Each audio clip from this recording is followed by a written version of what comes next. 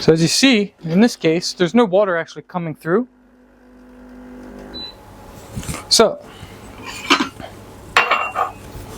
to resolve this problem, the first thing we may do is check, is our coffee powder too fine, too much?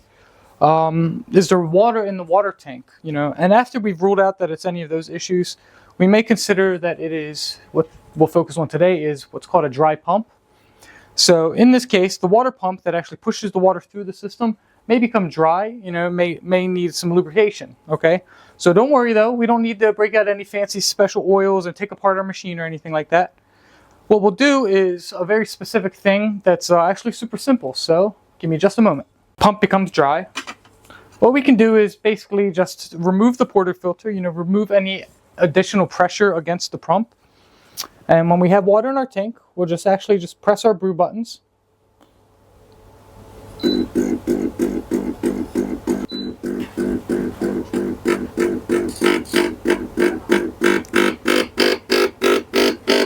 And then we'll stop it, and then we'll continue this cycle a few times.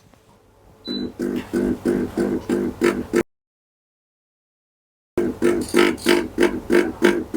if you notice, it's becoming a little noisy. There's been a change in the pitch and the volume, but now, alas, we have water coming through our machine once again.